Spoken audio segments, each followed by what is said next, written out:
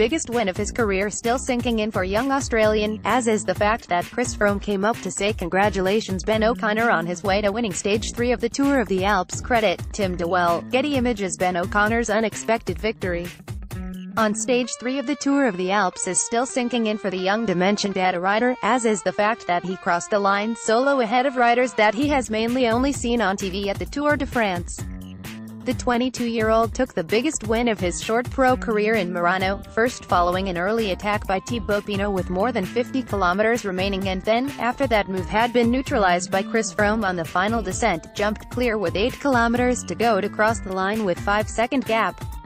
"It was completely unreal," O'Connor said, wearing a huge smile and a slightly baggy young rider's jersey at the start of the fourth stage in Clausen. "It was amazing being there climbing with Pinot. I think that was pretty special because I've watched him on TV at the Tour de France while I was coming up through the ranks.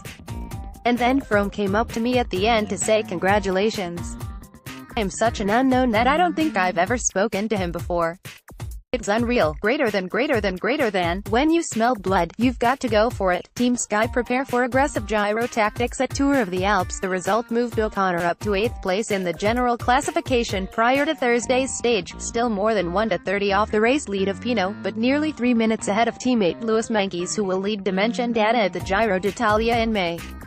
However, despite the current evidence of the Tour of the Alps general classification, O'Connor said that he will be going to the Giro in a domestique role for Meintjes, although, of course, if the opportunity presents itself for a bit of personal glory then he will certainly take it. "Watch Giro d'Italia route guide. Meintjes will click eventually," O'Connor continued. "You've seen his expertise in the Tour de France before, where he's been in the top 10, and that's an incredible result. For me, I've done one race in Asia which was 12 or 13 days, but I've never raced for 3 weeks. It's new territory for me. My aim is to be there for him in the mountain stages from day one. So that's the aim, and we're going to try and stick to it.